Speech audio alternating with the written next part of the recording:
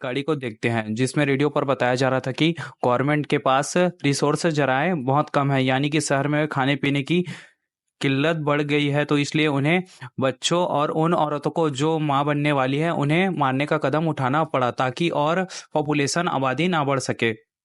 फिर हम उसे गाड़ी से आदमी निकलता हुआ दिखाया जाता है जो बहुत से लोगों को इस जगह पर लेकर आया था। उन्हीं लोगों में एक कपल मिया नाम की लड़की अपने हस्बैंड के साथ भी थी। सब लोग अपने एक कंटेनर में बैठ जाते हैं। कंटेनर में एक औरत अपने टैब पर खबर देखती है कि गवर्नमेंट यहाँ पर खाने की कमी की वजह से बच्चों और माँ बनने वाली औरतों को मार रही है। ये सब देखने के बाद मियाँ बहुत उदास हो जाती है क्योंकि वो भी माँ बनने वाली थी। इसलिए मियाँ और उसका हस्बैंड, जिसका नाम निक्कू होता है, वो दोनों कंटेनर में बैठकर इस शहर को छोड़कर जा रहे थे।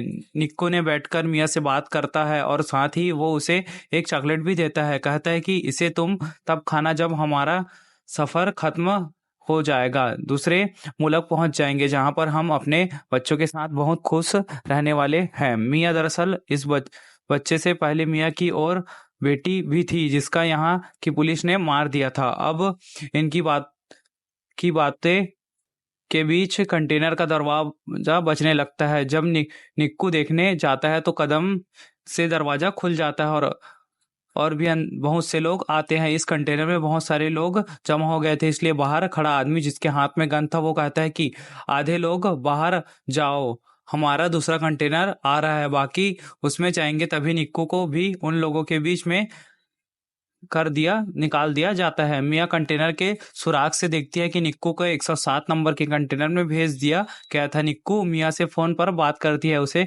कहती है फिक्र नहीं करो, हम दोनों एक ही जगह पर पहुंचेंगे, इकट्ठे हो जाएंगे। बस तुम इस सफर के दौरान अपना और मेरे बच्चे का ख्याल रखना और इर्द गिर्द किसी भी इंसान पर भरोसा मत करना। मियाँ का कंटेनर चलने लगता है। रास्ते में वो देखती है कि गवर्नमेंट की पुलिस बाहर औरतों को जमा करके जो खास तौर पर मां बनने वाली है उन्हें मार रही होती है। कुछ ही देर के बाद कंटेनर रुक जाता है। मियाँ सुराग से देखती है कि अफसरों ने कंटेनर को तलाशी के लिए रोका था। अब कंटेनर को खोलकर जब चेक किया जाता है तो उन्हें पूरी खाली मिलता है। दरअसल इस कंटेनर के अंदर छुपने की खुफिया जगह थी, सभी लोग उधर छुप गए थे। ऑफिसर जब गोली चलाता है तो उसे भी पता चल गया था कि अंदर खाली बहुत सी जगह है। अब पुलिस ऑफिसर सबसे कहता है देखो खुद ही लोग बाहर आ जाओ वरना तुम्हें ऐसे ही मार दिया जाएगा। यह सुनकर मियाँ उस कंटेनर से अंदर रखे डब्बे के ऊपर चढ़ जाती है। तभी लड़की भी जान बचाने की खातिर दरवाजा खोल देती है। जैसे ही वह बाहर आती है ऑफिसर ने उसके सर पर गोली चला दी थी और फिर एक एक करके सबको मार दिया जाता है। सबको खत्म करने के बाद ऑफिसर ने हुक्म देता है कि यहाँ से लाशों को ठिकाना पर लगा दिया जाना चाहिए।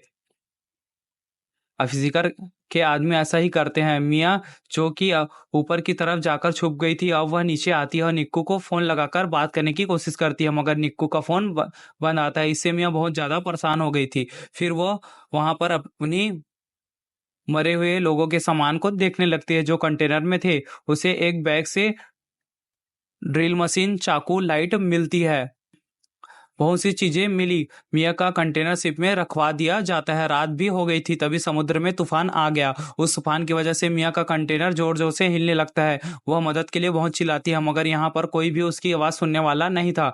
कंटेनर अब और ज्यादा जोर जोर से हिलने लगता है, जिस पर वहां से मिया का सर एक बॉक्स से लगता है, वह बेहोश हो जाती है। जब अब सुबह होती है और मिया का होश आता है तो देखती है कि उसका कंटेनर बाकी कंटेनर का तरह समुद्र में डूब रहा था। वो निक्को को कॉल करने की भी कोशिश करती है, मगर उसका फोन भी टूट चुका था। पास ही उसे बहुत सी आवाज आ रही थी जो कंटेनर के बंद लोगों की आवाज थी, मदद के लिए चिल्ला रहे थे। वे अपने कंटेनर के सुराग से देखते हैं कि 107 नंबर वाला कंटेनर पानी में डूब गया है, जिसमें निक्को भी का हस्बैंड की ऐसी मौत देखकर तो वह बहुत ज्यादा टूट चुकी थी। सोचती थी कि अगर निक्कू ही नहीं रहा तो मैं जिंदा रहकर क्या करूंगी। अब वो खुद को भी मारने की कोशिश करती है कि तभी उसे अपने बच्चे का एहसास होता है। वह अपने बच्चे के बारे में सोचने लगती है, इसलिए मरने का इरादा बदल लेती है। वे सोचकर खुश रहती है कि बहुत ही जल्द दुनिया में इसका निक्कू का बच्चा आने वाला है। यह सोचते सोचते वह सो जाती है। अब जब सुबह वो उठती है तो उसके कंटेनर में पानी भरने लगा। वो डूब रही थी, पानी से निकलने की कोशिश करती है मगर नहीं निकल पाती। तभी उसकी आंखें खुल गई थी। इसका मतलब ये सिर्फ उसका एक सपना था। वो कंटेनर में रखे बॉक्स को देखते हैं जिसमें उसे बहुत सारे प्लास्टिक के डिब्बे मिलते हैं। उन प्लास्टिक का इस्तेमाल करके वह पहले कंटेनर के सुराख को बंद करती है जिसमें से पानी भर रहा था। साथ ही वहां से मिले हुए और भी सामान को इस्तेमाल करती है। उसमें कंटेनर को अपने रखने रहने के लायक बना लिया। अगले दिन मियाँ का फोन बजता है जो कि निक्कू का था। उसे बताता है कि मुझे 107 नंबर वाले डिब्बे से निकाल दिया गया है, तुम फिक्र नहीं करो मियाँ, मैं जिंदा हूँ। मियाँ उसे अपने बारे में बताती है, कहती है निक्कू मैं कंटेनर में फंसी हूँ जो समुद्र के बीचों बीच है। वो फोन पर कहता है कि फिक्र ना करो, तुम्हें ढूंढ लूंगा, बस तुम अपना और बच्चे का ख्याल रखना, क्योंकि पहले ही गवर्नमेंट की वजह से अपनी बेटी को खो चुकी है। मियाँ निक्कू से बात कर कर थोड़ा सुकून में आती है। वो जिंदा है। अब वह कंटेनर में लोगों का बचा हुआ खाना तलाश करती है। उसमें बहुत ही संभाल कर इस्तेमाल कर रही थी। एक रात फिर से समुद्र में तूफान आता है। मियाँ बहुत ज्यादा घबराई थी। तभी उसे दर्द महसूस होता है और उसका बच्चा कंटेनर में ही पानी के अंदर पैदा हो गया था। उसने इस तकलीफ को बिल्कुल अकेले बर्दाश्त किया था। मियाँ की यहाँ बेटी हुई थी जिसे देखकर वह बहुत खुश होते हैं। उसे अपने गले लगा लेते हैं। अपने बेटे का बहुत ख्याल रखती है। धीरे धीरे मियाँ भी ठीक हो जाती है, मगर उसके पास बड़ा खाना भी खत्म होने लगता है। वह सोच के आखिर कब तक वो ऐसा करेगी, इस कंटेनर में कब तक बंद रहेगी। तभी उसे अपने सामने पड़ी ड्रिल मशीन नजर आती है। ये उसे मशीन को लेकर कंटेनर के ऊपर रास्ता बनाने की कोशिश करती है। तभी इसकी बेटी भी रोने लगी।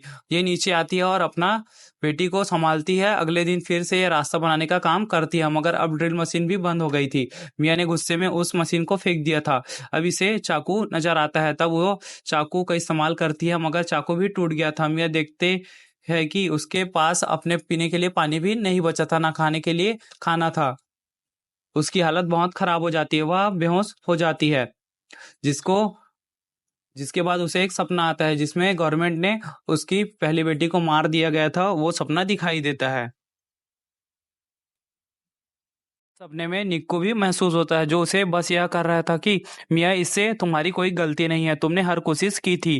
तभी मियाँ के मुंह पर बारिश का पानी गिरता है। उसे होश आ गया था। अब वह एक कपड़े को फंसाकर कंटेनर के उस हिस्से को खींचती है जिसमें उसने सुराख की थी। मियाँ की मेहनत रंग ले आई थी। रास्ता खुल जाता है। वह पहले तो डिब्बे में पानी को जमा करती है, पीने का पानी जमा करती है। फिर जब वो बाहर आती है तो देखती है कि उसके कंटेनर समुद्र के बीचों बीच था, जहां दूर दूर तक उसे कोई भी नहीं नजर आता।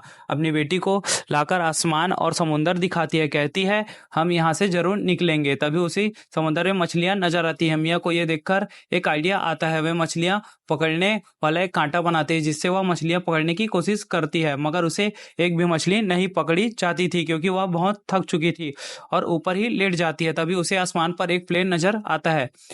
अब मियाँ जल्दी से कंटेनर के अंदर जाकर शीशों का टुकड़ा डालती है ताकि वो उसके रिफ्लेक्शन से उन्हें प्लेन वाले को बुला सके। लेकिन उसके एक टांग में चोट लगी थी, लेकिन फिर भी वह हिम्मत नहीं हारती और शीशे के टुकड़े को लेकर प्लेन पर उसका अक्स दिखाती है, मगर वो प्लेन जा चुका था।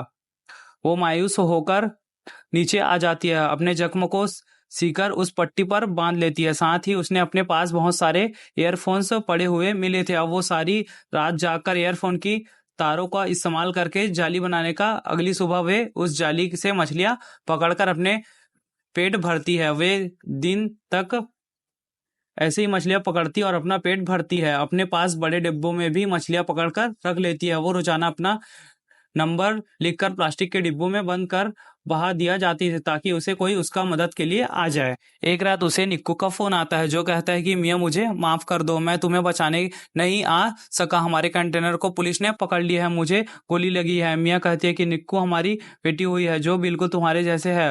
वह उसे अपने बेटी की आवाज भी सुनाती है। तभी उसका फोन बंद हो गया। मियाँ बहुत रोती है और कंटेनर के ऊपर सो गई थी।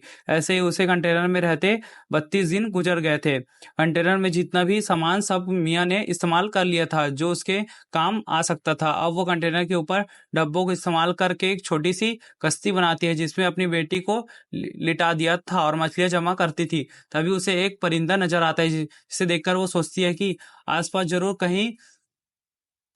जरूर कहीं खुशकी होगी। थोड़ी देर में रात भी हो जाती है। मियाँ के कंटेनर में पानी भरने लगा था। उसकी बेटी की तस्वीर कंटेनर में गिर गई थी। मियाँ जब उसे लेने जाती है तो उसका पाँव रस्सी में फंस गया था। तभी ऊपर से उसकी बेटी की छोटी कश्ती पानी में बह गई थी। मियाँ किसी तरह अपने पाँव को जैसे जैसे छुड़वाकर बाहर आती है, मगर अब उसे अपनी बेटी कहीं पर नजर नहीं आती। वो पागलों की तरह उसे यहाँ वहाँ ढूंढ रही थी, मगर वो उसे कहीं पर भी नहीं मिलती। दूसरी तरफ मियाँ की बेटी के पास एक बहुत बड़ी व्हेल मछली आती है जो उसे पानी पर गिराती है, तो मियाँ की बेटी ने रोने लगती है।